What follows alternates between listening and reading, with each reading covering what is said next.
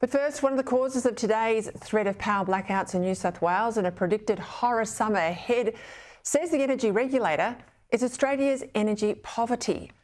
And our energy poverty defies common sense because we used to be energy rich, not energy poor, so it's a new thing. It also defies geological reality because there's hardly a country on earth that's more blessed than we are with energy fuel sources, minerals and metals. And yet here we are today with this sort of third world warning from the Premier of our most populous state. If you can not run your pool filter, not run your dishwasher, not run your washing machine this afternoon between 3 and 8, you'll help the grid. I mean, how embarrassing. A big part of what's gone wrong with energy in recent years is not that we run low in baseload power or indeed fossil fuels, not at all. They're still as abundant as ever, and as I said, coal did the heavy lifting today. Over 60% of New South Wales power came from coal. It's just that we lack the political will to get it all out of the ground, or that when we try, the companies that take the risks come up against government-funded bodies that work against the national interest. Take the front page exclusive report in today's Australian about the concoction of Indigenous heritage claims in order to stop a big new gas project in the Northern Territory. Protecting what's genuine Indigenous heritage, well, I think that's important. But inventing heritage to sabotage the economy is pretty close to evil, and we have to stamp it out. Respecting Aboriginal people, well, that's important too, but putting them up on a pedestal with special privileges based on race, well, that's wrong, and it'll end up poisoning social goodwill.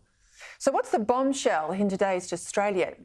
Well, revealed via a Freedom of Information request, we learn about a series of text messages and emails between a university academic, an Indigenous heritage consultant, and the Environmental Defender's Office that look suspiciously like manufacturing evidence, even academic fraud, not to protect genuine heritage, but to achieve the green political objective of stopping a new fossil fuel project. Now, am I saying that it looks like Indigenous heritage considerations have been exploited and manipulated by green activists to stop economic opportunities for Aboriginal people? Well, yes, I am. And that's what the evidence appears to tell us. And notoriously, that's what appears to have happened in today's example of the Santos gas field off the Tiwi Islands and what many are claiming occurred in the case of the Blaney gold mine in New South Wales.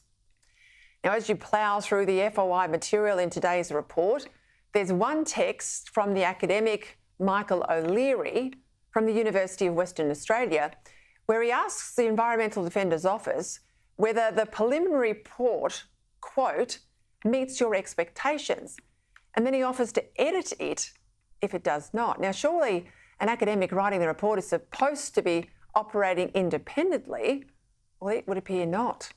Then there's another email that's got the Indigenous heritage consultant asking O'Leary, the university academic, to alter his work because, and I quote, Ampegi, the Aboriginal heritage figure at the centre of this heritage claim, needs to look more like the actual serpent, it reads.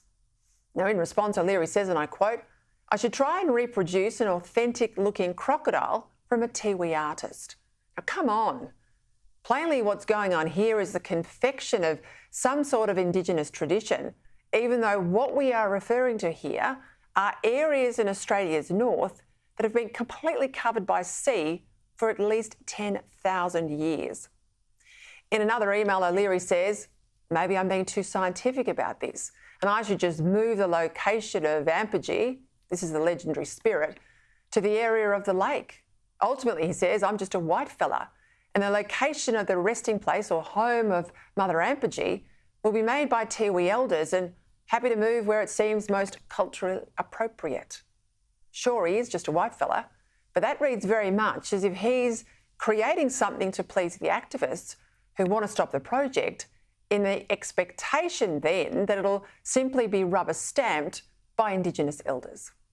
Now, to date, the judge in charge of this case, Justice Natalie Charlesworth, well, she's been scathing and severely critical of the EDO's conduct. But a much bigger problem is the system that allows bogus heritage claims to be hijacked by green activists to then derail the development Australia desperately needs. Not to mention the utter farce of the Albanese government using your money to fund the Environmental Defender's Office to then try and overturn their own government approvals for mining and resource projects. Now, we're supposed to be a first world country, and yet here we are with gas in the ground, not because gas in the ground and not in the system, because we're forcing people this afternoon to effectively turn off their air conditioners because we're too gutless to stand up to activists on the issue of gas.